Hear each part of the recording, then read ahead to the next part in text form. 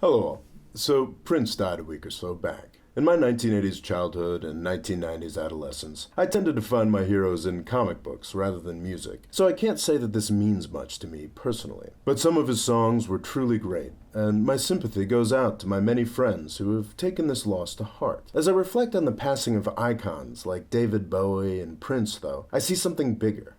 I see the death of rock and roll. Let me explain. With all respect to Neil Young, the culture has moved on. One of the most shared videos after Prince's death was this clip from a tribute to George Harrison, a Beatle that died in 2004. The last half of the clip is a virtuoso guitar solo from Prince.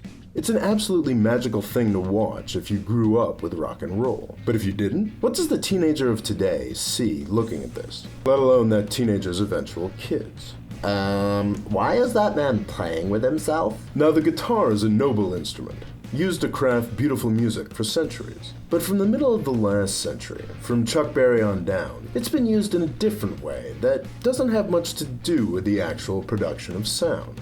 The delightful slugs for guitars meme gets about halfway there, but let me lay something out for you that is barely subtext at this point. It's a phallic symbol. A lot of the rebellion that rock and roll cherishes is about some guy getting up there and wagging his dick at you. And you know what? In the mid-20th century United States, that was exactly what we needed. The extreme sexual repression that came with the Industrial Revolution in the 1800s was still tremendously powerful. It had begun to crack in elite circles as early as the 1920s, but mass culture was still wound pretty tight. And that was the gift that rock and roll gave.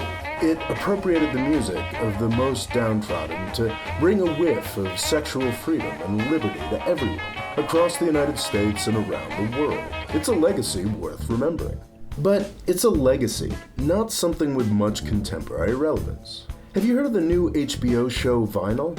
Yeah, I hadn't either. Basically, Mick Jagger and Martin Scorsese, a couple of septuagenarians, have taken it upon themselves to explain their youth to us. It's not a bad show, but it's illuminating in a way that it might not have intended.